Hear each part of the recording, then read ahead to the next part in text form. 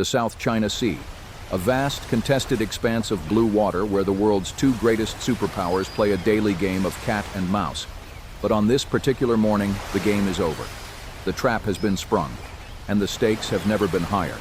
The USS Zumwalt, America's most advanced $4 billion stealth destroyer, alone, deep inside the first island chain, and it is completely surrounded.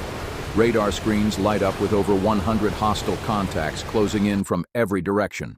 Over 100 vessels of the People's Liberation Army Navy and their maritime militia have formed an iron ring around the American ship. This isn't a blockade, it's a statement, a demonstration of overwhelming force designed to force a humiliating surrender or trigger a catastrophic conflict. The Zumwalt was built for stealth, for striking from the shadows. It was never designed to fight 100 ships at once. The captain has minutes to decide. Surrender the most classified ship in the U.S. Navy or attempt an impossible escape through a gauntlet of missiles and ramming vessels.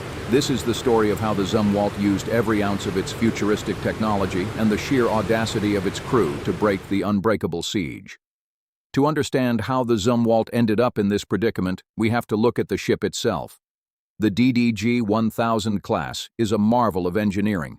Its tumble-home hull design makes a 600-foot warship appear as small as a fishing boat on enemy radar. A ghost on the water, it generates enough electricity to power a small city, designed to eventually host directed energy weapons. It is the apex predator of the seas, but apex predators rely on stealth and surprise. They don't survive when cornered by a pack. The Zumwalt had been conducting a classified freedom of navigation patrol near the Paracel Islands.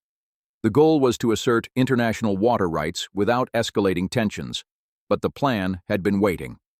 Using satellite surveillance, over-the-horizon radar, and a massive fleet of civilian fishing vessels, the maritime militia tracked the Zumwalt's wake.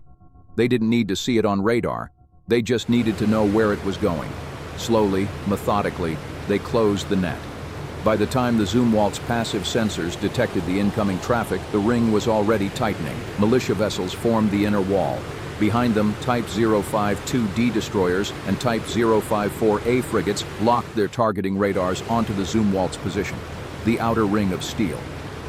Inside the Combat Information Center, the atmosphere is chillingly calm. Screens display a chaotic mess of red hostile tracks surrounding a single blue icon. The tactical action officer reports the grim reality. They are outnumbered 100 to 1. The enemy fleet includes 12 major surface combatants armed with YJ-18 cruise missiles. The rest are fast attack craft and heavily reinforced militia trawlers designed for ramming. The Zumwalt has 80 vertical launch cells. It's not enough. Even if every single missile hits a target, they cannot clear the board. A kinetic fight is a losing fight. The captain knows this. Firing the first shot gives the adversary exactly what they want, a pretext for war. The orders from Pacific Command are clear. Do not escalate, but do not surrender the ship. The Zumwalt must disappear. But how do you disappear when 100 pairs of eyes are looking right at you? The answer lies in the ship's unique design and its highly classified electronic warfare suite. The captain turns to his EW officer. It's time. He orders the ship to condition Zebra, maximum watertight integrity. Every hatch sealed, every compartment locked down. The ship becomes a fortress.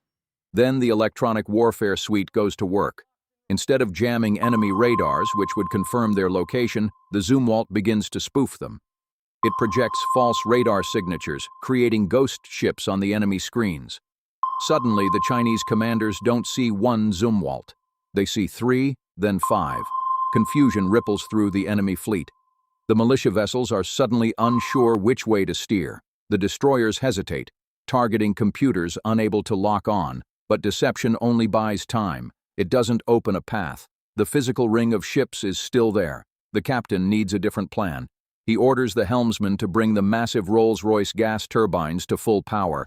The Zumwalt's engines roar to life, the deck vibrating beneath their feet. The Zumwalt, despite its enormous size, can move at over 30 knots. But they aren't going to run away. They are going to run right at them. The target, a perceived weak point in the militia line. A slight gap between two massive steel-hulled trawlers. The Zumwalt surges forward. The Chinese commanders realize the deception and order the militia to close the gap. The trawlers turn inward, preparing to ram the American destroyer. A collision would be catastrophic. It could cripple the Zumwalt and force a boarding action. The tension in the CIC is palpable. The range closes rapidly. 5,000 yards, 3,000 yards, 1,000 yards. The captain holds his nerve. 500 yards. The captain gives the order. The Zumwalt unleashes a deafening blast from its long-range acoustic device.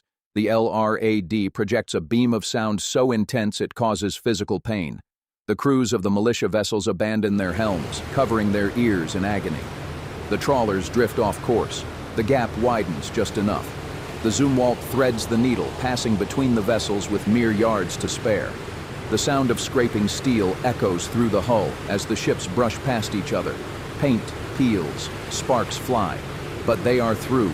They have broken through the inner ring. But the danger is far from over. Now they face the real threat, the planned destroyers and their missiles.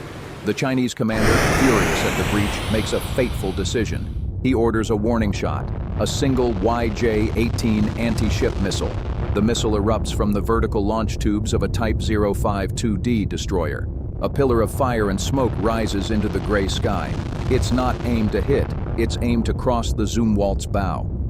A final, unmistakable demand to halt. The ultimate warning shot.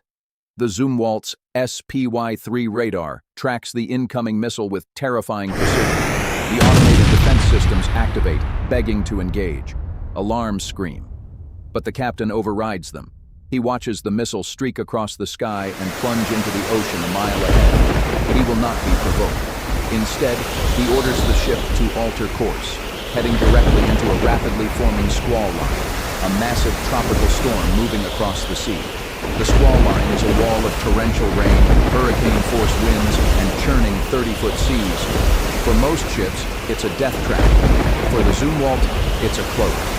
The ship plunges into the storm. Instantly, the world goes dark. Rain hammers the hull like machine gun fire. The heavy rain degrades the enemy's visual and infrared sensors. The churning seas create massive radar clutter, masking the Zumwalt's already tiny signature.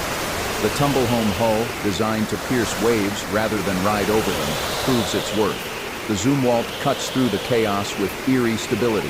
While the pursuing Chinese destroyers pitch and roll violently in the heavy seas, struggling to maintain speed and course, the Zumwalt powers ahead. The captain orders the ship to go completely dark. No radar emissions, no radio communications. Total MCON, emissions control. They are running blind, relying solely on passive sensors and inertial navigation. The Chinese fleet, blinded by the storm, begins to lose the trail. The ghost ship vanishes.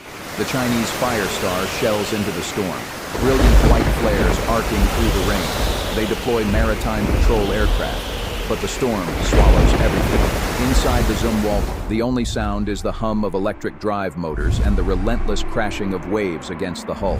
The crew works in hushed tones. They are a ghost ship in a ghost storm, monitoring passive sonar for any sign of pursuit, every ping analyzed, every sound a potential threat. Hours pass. The tension is exhausting. Fatigue sets in, but no one dares to rest. The captain hasn't left the bridge in 12 hours. The captain knows the Chinese fleet will spread out, forming a massive search grid. They must slip through the gaps before the storm breaks and exposes them. The navigator plots a course dangerously close to a series of shallow reefs, an area the larger Chinese destroyers will avoid. A calculated, desperate risk. The Zumwalt's draft is relatively shallow for its size, but a navigational error here means running aground, handing the ship to the enemy on a reef. The helmsman steers with pinpoint precision, guided by the ship's automated depth-sounding systems, threading a needle in the dark in a storm at 30 knots. They clear the reefs. The depth gauge climbs. The crew exhales. But they cannot celebrate yet. The storm is beginning to break. As dawn approaches, the storm begins to break. The heavy rain slows to a drizzle. Visibility improves. They are exposed again. The Zumwalt is still running silent. Passive sensors detect the faint, distant hum of Chinese gas turbines. The search grid is still active, but it's behind them. They have slipped the net. They are approaching the edge of the first island chain, the invisible boundary between contested waters and the open Pacific. The captain finally allows. himself a small exhale, the first sign of relief in over 12 hours, but he remains vigilant. It's not over until they cross that line. He orders the communications officer to prepare a burst transmission to Pacific Command. A split-second encrypted data burst. We are alive. We are coming home. The message is sent. A fraction of a second, undetectable. Minutes later, the passive sensors pick up a new contact. But this one is different. It's not Chinese. It's the distinct acoustic signature of a U.S. Navy Virginia-class attack submarine. Running deep and fast. Moving in to provide escort. The cavalry has arrived. For the first time in 12 hours, the Zumwalt is not alone. The submarine takes position beneath them, a silent guardian in the deep. Together, they push toward the open Pacific. The Chinese search grid falls further behind with every passing minute. The net has a hole, and the ghost ship has slipped through. The Zumwalt breaks into the open Pacific. The sun rises over the bow, painting the angular hull in gold. The impossible escape is complete. A $4 billion destroyer, surrounded by 100 hostile ships, managed to slip away without firing a single lethal shot. A victory of technology over brute force. It was a victory not of firepower, but of stealth, electronic warfare, discipline, and tactical brilliance. The crew had performed flawlessly under impossible pressure. The incident remains highly classified, a whispered legend among naval circles. The night the ghost ship proved it could vanish from the world's most dangerous waters. But the lessons learned that night would reshape naval strategy for a generation. The age of the electromagnetic battlespace had arrived. Stealth was no longer optional. It proved that in modern naval warfare, the ability to manipulate the electromagnetic spectrum is just as important as missiles and guns. Perhaps more so. The Zumwalt was designed for a future that many thought would never come. A future where great power navies would face each other again on the open ocean. On that day in the South China Sea, the future arrived, and the ghost ship proved it was ready. The Zumwalt had earned its name. As tensions continue to rise in the Indo-Pacific, the South China Sea remains the world's most dangerous flashpoint. Both superpowers continue to test each other's resolve. China continues to build artificial islands, militarize reefs, and expand its maritime militia. The fishing fleet that surrounded the Zumwalt has only grown larger. The United States continues its freedom of navigation operations, sending warships through contested waters. Each transit is a calculated risk. Each one could be the next flashpoint. The maritime militia has evolved into a formidable gray zone force. Thousands of vessels that blur the line between civilian and military. Plausible deniability at scale. Electronic warfare capabilities on both sides have advanced dramatically. The next confrontation will be fought as much in the electromagnetic spectrum as on the ocean surface. New weapons are entering the fleet. Hypersonic missiles that can strike at Mach 5. Directed energy weapons that can disable electronics at the speed of light. Autonomous drones, both aerial and underwater, are changing the calculus of naval warfare. A single destroyer may soon command a swarm of unmanned vessels. The game of cat and mouse continues in the South China Sea, but the mice are getting smarter. The technology is getting deadlier, and the shadows are getting deeper. The Zumwalt proved that in the age of information warfare, the most powerful weapon isn't the biggest missile, it's the ability to become invisible. And somewhere out there tonight, in the contested waters of the South China Sea, the ghost ship is still running. Silent. Invisible. Ready.